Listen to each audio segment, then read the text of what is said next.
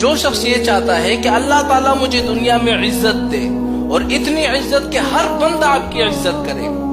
چھوٹے سے لے کر بڑا آدمی، بھائی سے لے کر رشتہ دار سے لے کر دوست سے لے کر ہر غیر آدمی آپ کی عزت کرے، تو میں آپ کو ایک ایسا وظیفہ قرآن پاک کی ایک ایسی آیات دکھا دیتا ہوں، اگر آپ رات کو سونے سے پہلے صرف 7 مرتبہ اس آیات کو پڑھ لیتے ہو نا، اگلے دن سے ہر بندہ آپ کی عزت کرے گا، ہر دوست آپ کی عزت کرے گا جو کہ آپ کو ذلیل کرتا ہے،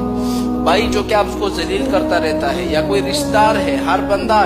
کوئی بھی بندہ ہے آپ کو ذلیل کرتا رہتا ہے، آپ کی عزت نہیں کرتا،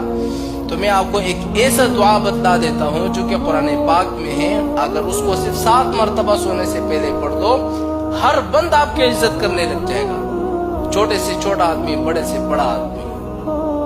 ہر بندہ یہ چاہتا ہے کہ دنیا میں میری عزت ہو۔ اب وہ دعا کون سی ہے ذرا نوٹ کر لیں، لیکن یہ دعا رات کو سونے سے پہلے کرنی ہے۔ کیا کرنا ہے؟ سب سے پہلے 7 مرتبہ درود شریف پڑھنا ہے، پھر 7 مرتبہ سورہ فتح کی 4تھی آیت ہے، هو الذی انزل السکینۃ